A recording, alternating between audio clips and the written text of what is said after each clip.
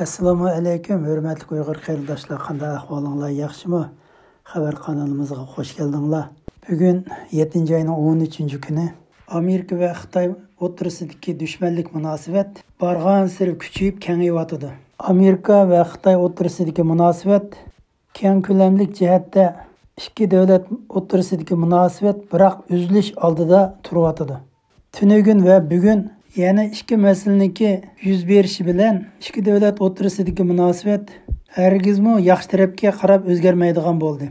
Tunugun Amerika Oqsaroy bosh maslahatchisi Peter Navarro apandining deyishicha, Prezident Trump apandim Xitoyning Amerikadagi sotsial medialarga tava bo'lgan ikki yumshoq detalni o'chirib tashlamoqchi. U bo'lsa-mu indidor yumshoq detali bilan TikTok yumshoq detal ekan. Bugun Xitoy davlati Amerika davlatini do'rab, Amerikaning 4 amaldorini jazolaymiz deb e'lon qildi. Demak, ikki davlatning dushmanlik vaziyati bag'ansiri yuqori palakka qarab o'rlayotdi degan gap. Biz oldi bilan Xitoyning jazolagan xabarini anglab boqaylik. Hammamizdan xabar bo'lgandek, Amerika davlati Uyg'urlarga munosabatlik Xitoyning 4 cho'ng amaldorini jazolagan edi. Bulubmu Xitoy Markaziy siyosiy byurosining a'zosi Chung Chang-goni qattiq jazolagan edi.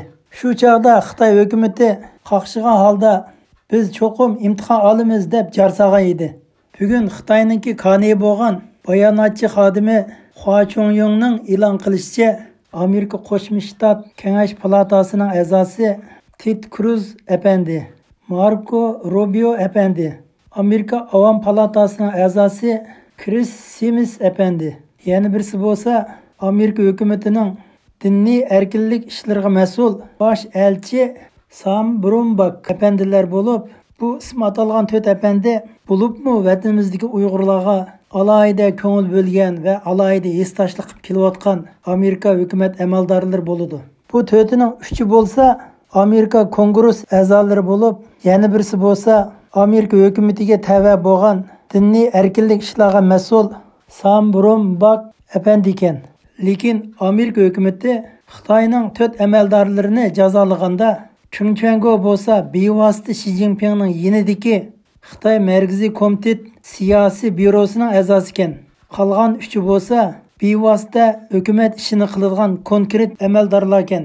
Endi Xitoy atab o'tgan Amerikaning bu 4 amaldorlarini ko'rib baqsaq, birinchi Marco Rubio apandi Uyg'urlarning kishilik huquq va siyosiy qonunni loyihalagan va yezib ratlagan, Amerika Davlat Majlisiga sungan, Uyg'urlar uchun zo'r kuch chiqargan Amerika Kengash palatasi va Avam palatasida asosli rol o'ynagan, asosli muhim arbob bo'lib, ayni vaqtida prezidentlik saylam raqobatiga aralashgan.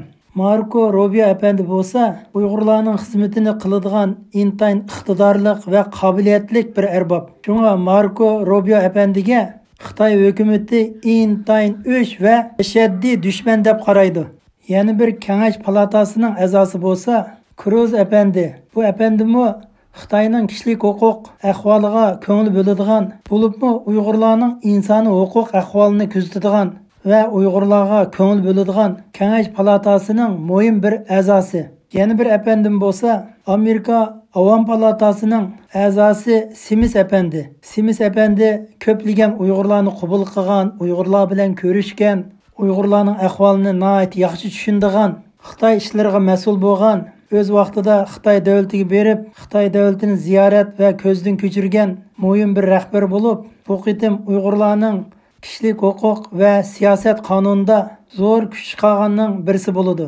4-chi kishi bo'lsa, Amerika hukumatining diniy erkinlik ishlariga mas'ul bo'lgan Bromberg apandi bo'lib, bu apandim butun dunyoning diniy erkinlik e'tiqodini ko'zdan kechiradigan va diniy erkinlik xizmatiga konkret mas'ul bo'lgan Amerika hukumatining bir arbobi bo'lib, darajasi ma'un bosh kotiblik darajasiga to'g'ri keladi.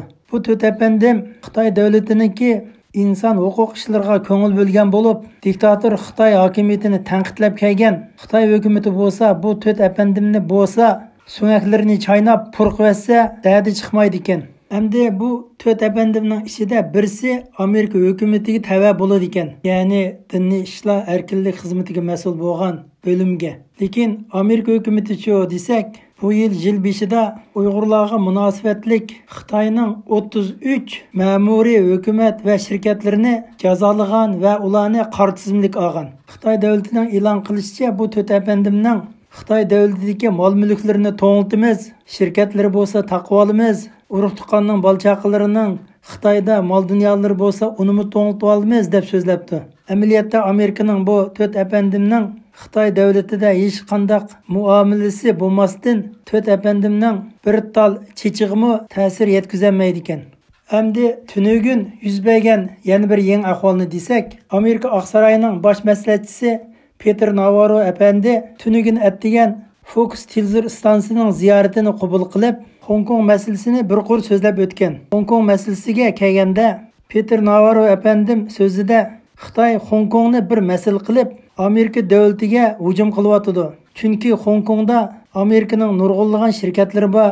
Hong Kongda Amerikaning nurg'unlagan nozik texnik uskunalari bor. Xitoy hukumati Hong Kongdagi Amerikaning nurg'unlagan nozik texnik uskunalarini monopolish qilib olish maqsadiga yetmoqchi.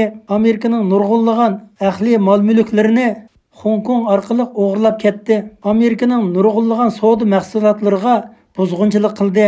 Shunga Amerika hukumati Hong Kong bilan bo'lgan munosabatni butunlay uzib tashlab, Xitoyning bu yo'lini to'sash kerak degan mazmunlarni so'zlab o'tgan. Bundan boshqa Fox televizor stansiyasining riyosatchisi Peter Navarro apandimdan sotsial mediasiga tava bo'lgan TikTok va WeChatni tafsil so'raydi. Navarro apandi javob berib, bu ikki yumshoq detal bo'lsa, Xitoy davlatining boshqarishida bo'lib, hozir Amerika davlatidagi bütün shaxsiylarning oilasiga qadar singib kirdi. Xitoy hukumati bu ikki yumshoq detal orqali Amerika davlatining har bir shaxsining shaxsiy ma'lumotini o'g'irlab, bu shaxsiy ma'lumotlarni Xitoy davlatining harbiy rayon organlariga, soqchi organlariga yetkazib deydi ekan. Hamda bu yumshoq detal orqali Amerikaning nurg'unlagan ahli mol-mulklarini o'g'irlab bo'ldi.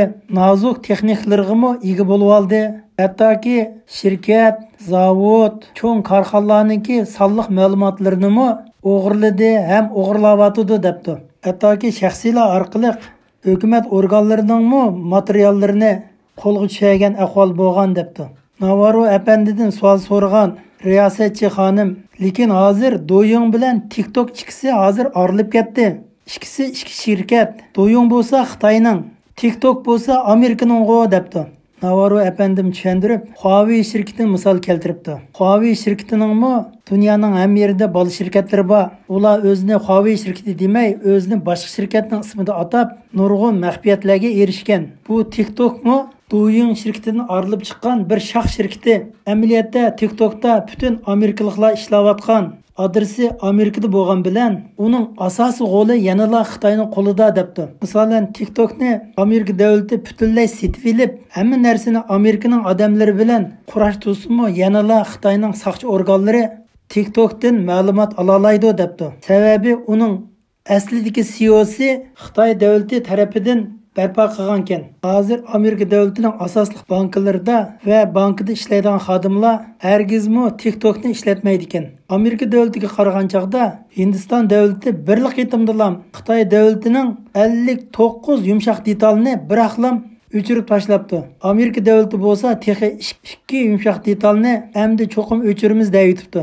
Endi WeChatga kelsak, Xitoycha Weixin. Bu sosyal media yumshoq detal texmi xatarli ekan. Agar mening telefonimda Weixin bo'lsa, shu Weixin ishlatgan odamning 24 soatlik shaxsiy ma'lumotini, qilayotgan so'zlari, nima ish bilan shug'ullangan, qayerda turyotdi, qayerga beryotdi, kimlar bilan ko'rishyotdi, Xitoy soqchi organlari 24 soat kuzatib bilib turdi ekan. Shu Weixin ishlatgan odamning atrofidagi odamlarni bilib tura oladi ekan. Agar Weixin ishlatayotgan WeChat ishlatayotgan odamlar chet elda bo'lib, chet elning ma'lum bir muhim ishlarini qilayotgan bo'lsa, shu odamning ideyasini o'zgartirish uchun WeChat o'zligidan shu WeChatni ishlatayotgan odamni qoyil qildigan uchurlarni avtomat yetkazib berib, uning kallasini bilib bilmay yuyutar ekan. Ham u odam orqali birliksab to'rini qura oladi ekan. Har vaqt shu odamning WeChatlari orqali shu atrofidagi butun ma'lumotlarni 24 soat xabardor bo'lib turadi ekan.